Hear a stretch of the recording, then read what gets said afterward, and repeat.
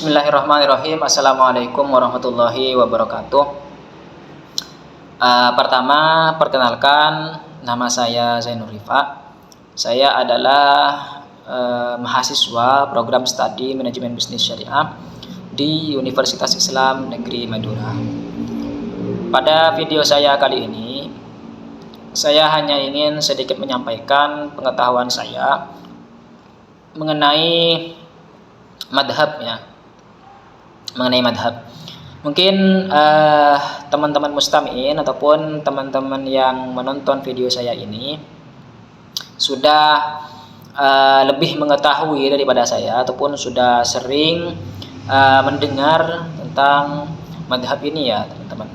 Karena pekerjaan kita sehari-hari, terlebih yang berhubungan dengan hukum syariat, yang berhubungan dengan hukum syariat itu pasti mengambil ataupun mengikuti terhadap pendapat-pendapat dari imam-imam madhab seperti itu. Makanya saya sedikit tertarik membahas madhab ini, mulai dari apa makna madhab secara bahasa dan secara istilah, kemudian perjalanan madhab mulai dari masa Nabi ya sampai menyebar luas seperti sekarang, ataupun apa fungsi dari madhab seperti itu, kenapa madhab itu perlu ada. Baik, supaya tidak lama-lama dan supaya tidak kepanjangan juga durasi videonya, saya akan mulai dari poin yang pertama, yaitu makna madhab secara bahasa ataupun secara lughah dan secara istilah. Jadi teman-teman, makna madhab ini secara bahasa ataupun secara lughah ya, seperti yang ada dalam kitab Al-Qamus Al-Muhit yang dikarang oleh Al-Fairuzabadi itu dikatakan bahwa madhab adalah at-turuq awil masduq, ataupun hanya ada yang membaca awil maslak seperti itu. Apa madhab itu adalah jalan ataupun metode yang ditempuh seperti itu. Jadi madhab ini adalah jalan seperti itu, jalan ataupun metode yang ditempuh. Dalam istilah apa madhab, makna madhab secara istilah apa? Jadi dalam makna madhab ini secara istilah, kalau dalam istilah usul fiqh seperti yang disampaikan oleh Abdul Wahab Al-Laf dalam kitabnya Usul Fiqh, ataupun yang disampaikan oleh Imam Al-Ghazali dalam kitabnya Al-Mustashfa, itu adalah pendapat ataupun metode yang dipegang oleh seorang imam dalam merumuskan hukum-hukum syariat yang bersifat amaliyah ataupun bersifat pekerjaan kita sehari-hari ya, dengan berlandaskan dalil-dalil yang terperinci seperti itu, ataupun adilatut tafsiliyah kalau dalam bahasa kitabnya ya, adilatut tafsiliyah seperti itu.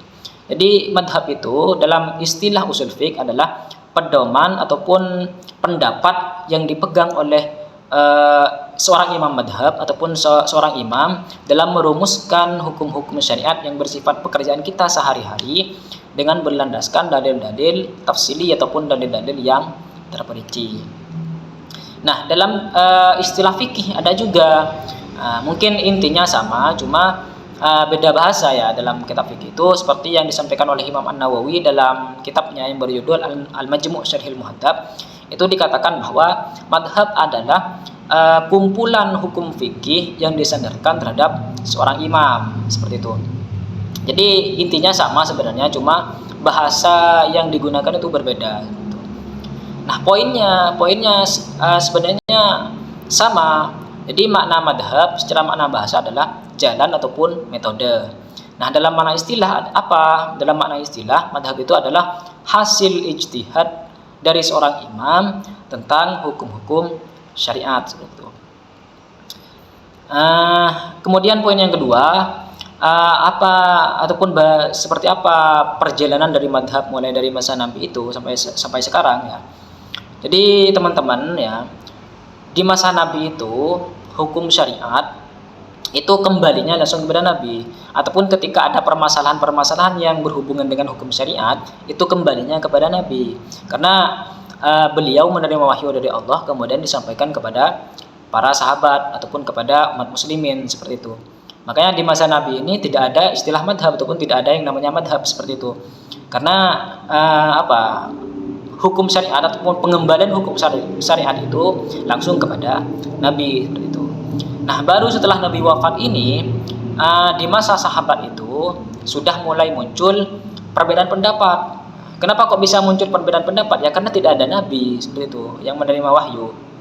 Jadi para sahabat itu hanya berpendapat ataupun dengan dengan pengetahuan mereka masing-masing seperti itu, dengan pendapat mereka masing-masing sesuai dengan apa yang mereka ketahui ataupun yang mereka pelajari dari Rasulullah ataupun dari Nabi seperti itu.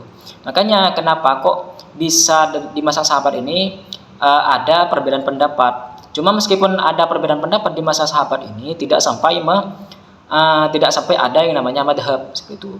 Jadi perbedaan pendapat ini hanya perbedaan pendapat dalam menurut mereka masing-masing saja. Gitu. Tidak ada madhab ataupun tidak ada kumpulan-kumpulan pada masa itu. Seperti itu.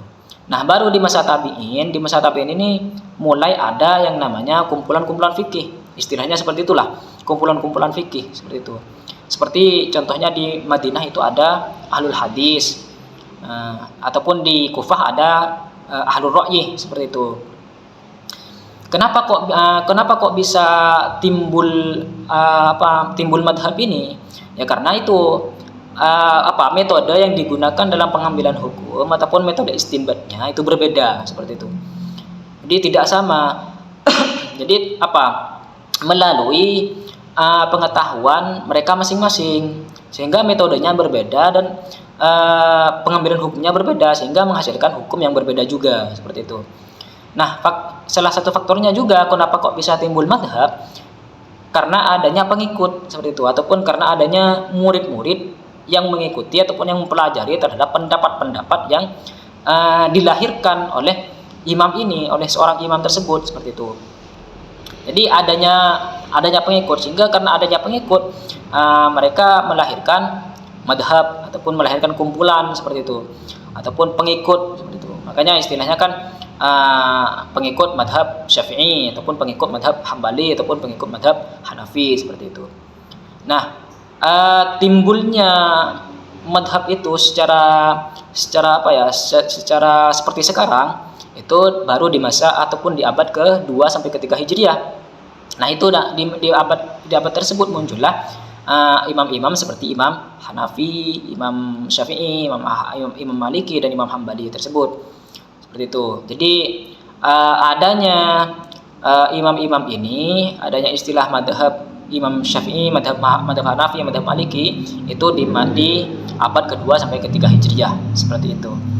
Sebenarnya kalau teman-teman tahu ya, kalau teman-teman sudah mengetahui, madhab itu tidak hanya 4 imam ini sebenarnya teman-teman.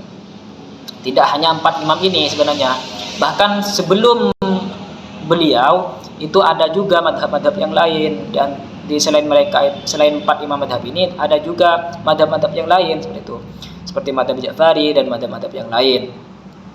Dan madhab itu teman-teman bukan hanya ada di fikih saja, akan tetapi dalam tauhid itu juga ada, seperti madhab Asy'ari dan madhab Maturidi seperti itu. Jadi ada pengikutnya seperti itu, ada pengikutnya. Nah, baru di masa ke-4 Hijriah menyebarlah pelajaran-pelajaran yang diajarkan oleh imam-imam madhab ini. Nah, kenapa kok hanya eksis sampai sekarang itu hanya 4 imam madhab ini? Kemana imam-imam madhab yang lain? Nah, madhab-madhab yang lain kok punah seperti itu? Itu ada beberapa faktor sebenarnya teman-teman. Di antara faktornya adalah pengikut-pengikut mereka ataupun murid-murid dari imam-imam tersebut itu tidak menyebarluaskan ataupun tidak meneruskan ajaran-ajaran yang disampaikan oleh imam-imam mereka seperti itu. Makanya karena tidak ada yang menyebarkan, sehingga apa yang disampaikan oleh imam-imam madhab ini itu tidak ada penerusnya, sehingga punah seperti itu. Nah, sedangkan 4 imam madhab ini kenapa kok bisa eksis sampai sekarang? Karena para pengikut beliau itu terus menyampaikan ataupun menyebarkan ajaran-ajaran yang disampaikan oleh guru-guru mereka ataupun imam-imam madhab tersebut seperti itu. Nah, fungsi madhab itu apa sebenarnya sih? Ataupun kenapa madhab itu perlu ada seperti itu? Jadi madhab itu teman-teman ya, salah satu fungsi madhab itu adalah untuk mempermudah umat dalam beribadah seperti itu. Jadi ketika kita melakukan kegiatan ibadah yang kita lakukan setiap hari ya, itu mengikuti terhadap pendapat imam madhab, sehingga apa yang kita kerjakan yang berhubungan dengan ibadah kita sehari-hari itu lebih mudah karena sudah ada pendapat-pendapat dari ulama seperti itu. Ataupun ketika kita dalam keadaan terdesak, ketika kita ingin sebuah rukhsah ataupun sebuah keringanan, itu kita ada pendapat dari imam-imam madhab ini, entah itu baik itu memperbolehkan ataupun tidak memperbolehkan seperti itu.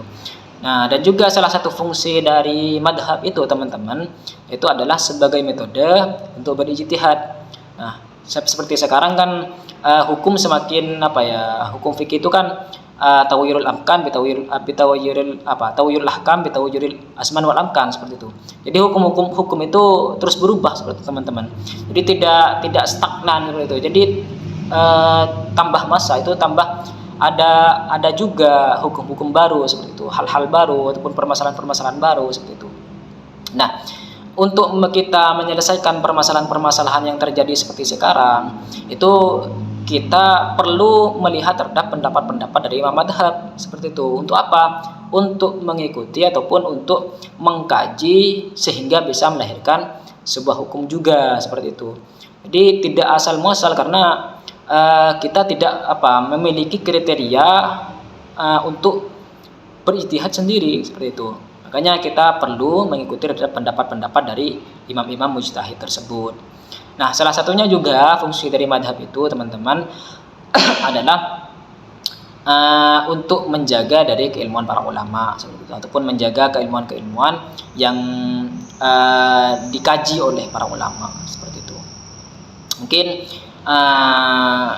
sekian ya apa yang bisa saya sampaikan, dan saya sadar bahwa apa yang saya sampaikan ini banyak kekurangan dan banyak kesalahan.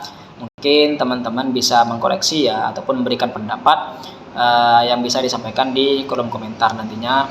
Dan apabila teman-teman pendengar ataupun teman-teman penonton yang menonton ini itu suka, bisa di like ataupun di share ataupun di subscribe teman-teman. Baik, mungkin begitu saja apa yang bisa saya sampaikan. Kurang lebihnya saya mohon maaf. Ihdinas shiratal mustaqim.